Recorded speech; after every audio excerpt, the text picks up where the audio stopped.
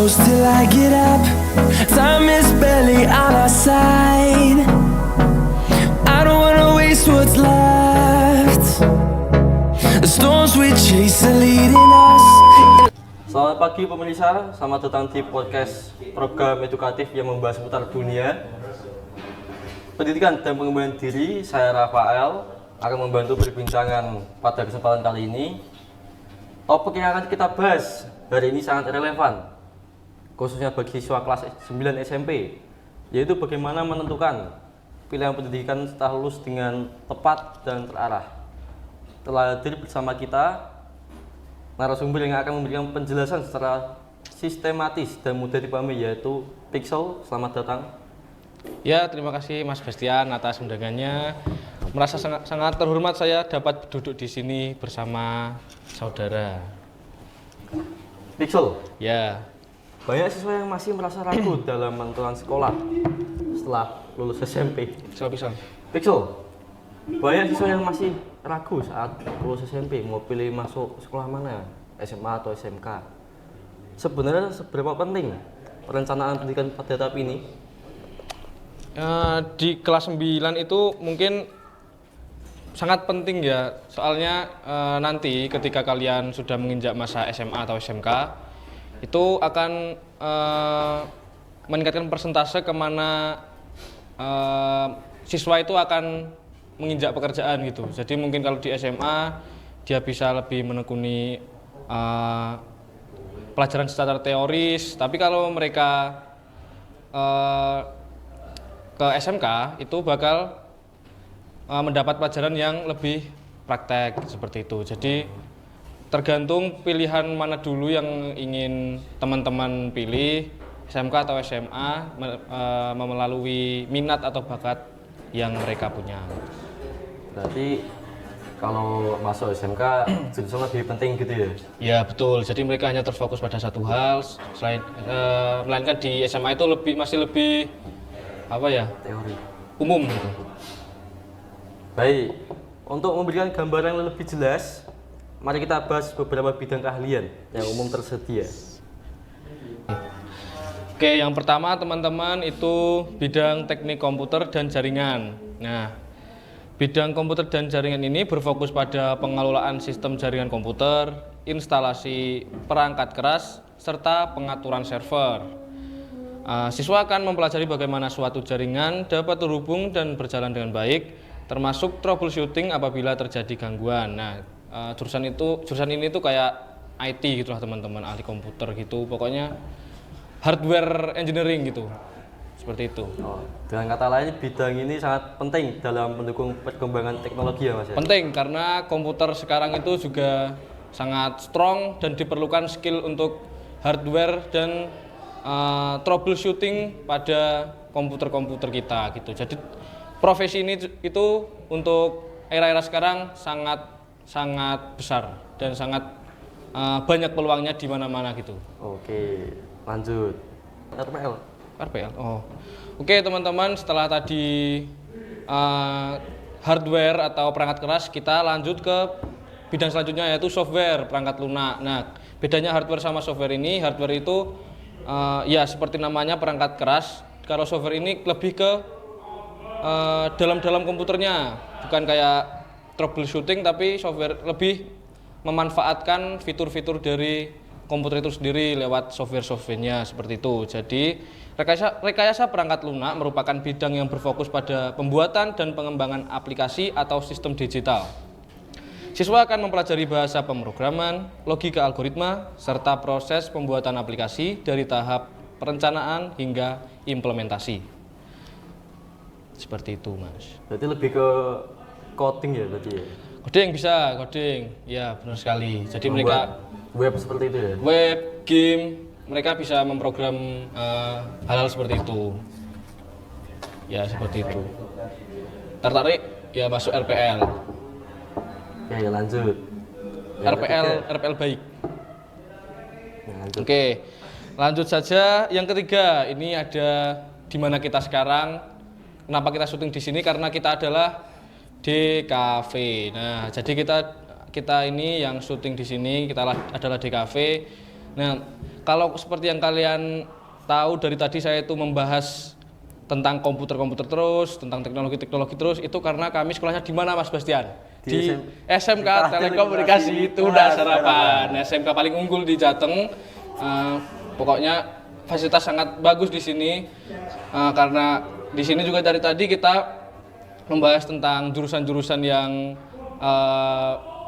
berhubungan dengan komputer, nggak jauh-jauh dari komputer, karena memang sekolah ini berbasis komputer, teman-teman. Nah, lanjut aja, kita kan tadi sampai ke DKV ya. Nah, kita sekarang TKV ini karena kita DKV. Nah, DKV ini berfokus pada penyampaian pesan melalui media visual seperti desain grafis, ilustrasi, animasi, dan produksi konten digital. Siswa akan mengembangkan kreativitas serta kemampuan dalam mengolah visual agar dapat menarik dan komunikatif. Jadi kita punya beberapa bidang di DKV ini, teman-teman, kayak ilustrasi tadi, videografi, fotografi. Kita sebagai DKV mempelajari semua itu, dan yang teman-teman mungkin di bidang seni gitu, yang tertarik di bidang seni kayak suka gambar, desain, terus ngedit video sinematik motor gitu, bisa masuk aja ke DKV, karena profesi DKV ini juga nggak kalah banyak sama profesi-profesi lainnya kalau di era zaman sekarang. Walaupun tetap teman-teman harus berhati-hati tentang penggunaan AI yang semakin merajalela, tapi sebagai DKV harus bisa melawan ya teman-teman. Jadi teman-teman yang punya fokus di bidang seni atau yang orangnya nyeni boleh masuk ke DKV, seperti itu. Berarti bidang ini cocok bagi siswa yang memiliki minat di bidang seni dan kreativitas. Betul sekali, kreatif ya. Desain, komunikasi, kayaknya bisa diganti kreatif ya teman-teman. Oke, lanjut. Oke, yang terakhir, ini kita agak melenceng dari komputer teman-teman, yaitu teknik kendaraan ringan atau TKR ya. Teknik kendaraan ringan mempelajari siswa sistem kerja kendaraan bermotor, termasuk perawatan dan perbaikan mesin. Siswa akan banyak melakukan praktik langsung sehingga keterampilan teknis menjadi fokus utama. Nah, buat teman-teman daerah sini itu kan juga banyak yang punya minat terhadap permotoran atau kendaraan itu ya teman-teman. Jadi yang kalian sering main motor itu bisa aja kalian langsung Google Form masuk ke Telkom ya, di TKR. Oke, seperti itu. Dan bidang ini juga memiliki peluang besar di dunia otomotif. Betul sekali. Termasuk seperti luar negeri kayak seperti Jerman, Amerika, dan lain sebagainya. Kalian bisa merakit BMW mungkin suatu saat nanti, Porsche. Everything is possible teman-teman. Jangan menyerah. Masuk ke Telkom pasti, nggak pasti tapi bisa berpulang besar ke bengkel-bengkel besar seperti itu. Baik, setelah memahami beberapa bidang tersebut, tentu siswa perlu panduan dalam memilih jurusan seperti apa, DKV, ada RPL, TKJ, dan otomotif ya kan? Betul. Oke, dari Mas Pixel apa aja tipsnya tuh? Tips ya, yang paling pertama tentunya teman-teman, jangan hianati minat atau kemampuan diri kalian. Selain kalian harus memahami kemampuan yang ada dalam diri kalian, tentu harus dibarengin dengan minat, karena kalau kalian punya kemampuan tapi nggak punya minatnya, nanti kerja kalian bakal berat ya teman-teman, nggak ikhlas. Jadi kalian harus utamakan minat dan kemampuan itu untuk menjadi acuan jurusan kalian ke depannya, seperti itu. Itu yang pertama. Dan yang kedua, mencari informasi secara menyeluruh tentang ini sekolah apa, jurusannya apa, terus apa yang dipelajari di sekolah ini. Pokoknya informasi-informasi tentang sekolah ataupun informasi tentang jurusan yang akan kalian ambil. Kalau di jurusan ini kalian mau ngapain, dapat apa gitu, tetap harus kalian searching secara mandiri ataupun meminta bantuan dari biasanya guru BK ya yang mengurus, seperti itu ya teman-teman. Nah, itu bisa jadi 2 tips paling basic lah kalau kalian mencari sekolah, seperti itu.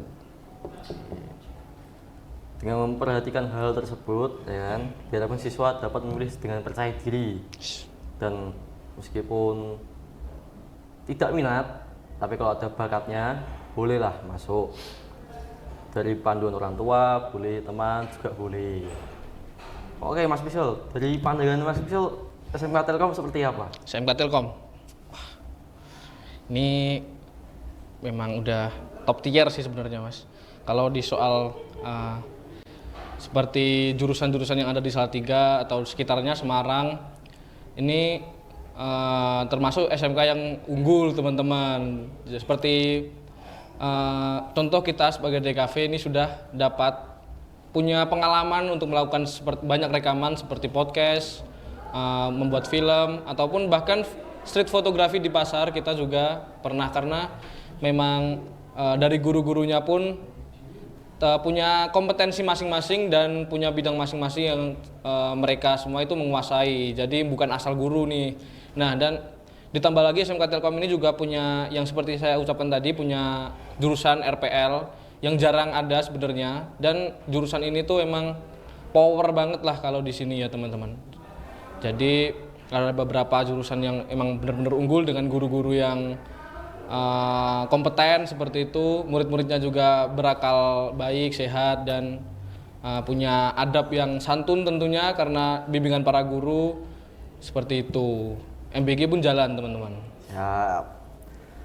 Baik, itu dia. Sebagai penutup kami persilakan Pixel untuk menyampaikan pesan kepada para siswa-siswa SMP kelas 9 setelah lulus. Oke, pesan-pesan ya. Poi. Kok ngerti ya kok pesan apa ya? Jadi oke. Jadi kata-kata terakhir sebelum podcast ini kami tutup. Bagi teman-teman SMP yang lagi bingung cari sekolah kemana-mana nggak ketemu, di sini nggak ketemu, di sini nggak cocok, di sini nggak keterima, langsung saja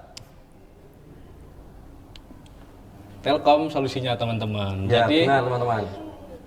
kita bisa belajar bersama-sama, kalian ketemu kita, nanti kita podcast bareng bisa, kalian mau buat game bisa, kalian mau rakit PC bisa, kalian mau rakit mobil bisa teman-teman. Langsung saja, nggak usah banyak cincong. Telkom is waiting for you teman-teman. Benar. Demikian perbincangan pada hari ini. Semoga dapat memberi wawasan kepada anak-anak SMP yang di luar sana setelah lulus. Saya Rafael pamit undur diri. Terima kasih atas perhatian Anda dan sampai jumpa di podcast selanjutnya. Dan jangan lupa masuk SMK Telekomunikasi Tuas Harapan di Salatiga, Jawa Tengah, Jalan Senjaya 4.